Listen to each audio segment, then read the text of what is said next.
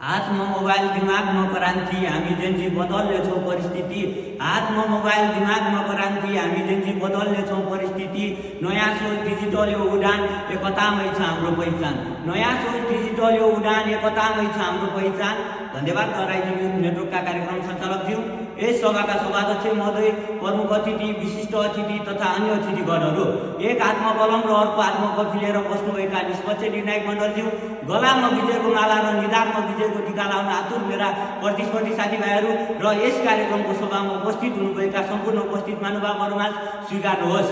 म शारदा विद्या मन्दिर तुलसीपुर 4 रक्षा जोरदान कक्षा 9 अध्ययन छात्र कमल राईको तर्फबाट न्यानो अभिवादन तथा नमस्कार। आज म पूर्व मेचीदेखि पश्चिम महाकालीसम्म जेन्जी एकता अभियानबारे आफ्ना भनाइ राख्न गइरहेको छु। सभाध्यक्ष महोदय, आज हाम्रो देश नेपाल दुःखमा छ। आज हाम्रो देश नेपाल पीडामा छ।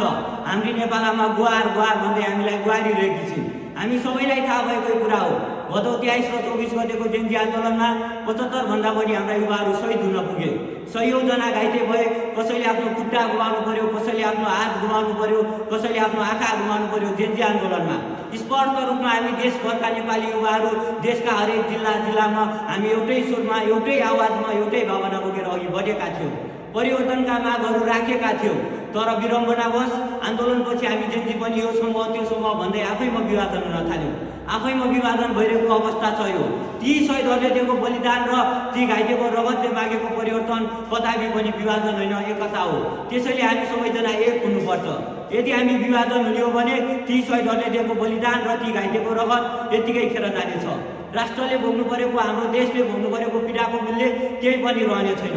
देशको सुनौलो भविष्यको लागि आवाज उठाउँदा, देशमा परिवर्तन सुशासन ल्याउनुपर्छ भनेर आवाज उठाउँदै गर्दा सरकारले उल्टे हामीलाई बदलामा गोली प्रहार गर्यो र सरकारले हामीलाई गोली प्रहार गरेर यो साबित गर्यो कि सरकार कहिले पनि जनताको थिएन। सरकार त केवल सीमित व्यक्ति, वर्ग, समूह र पार्टीको थियो भनेर।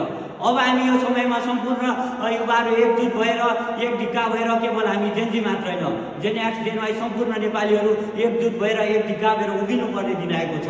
अब पनि हामी आफैमा विभाजन हुने हो भने हाम्रो देशले भोग्नु परेको पीडा, ती शहीदहरूले दिएको बलिदान र ती घाइतेको रगतले हामीलाई श्राप्य छ।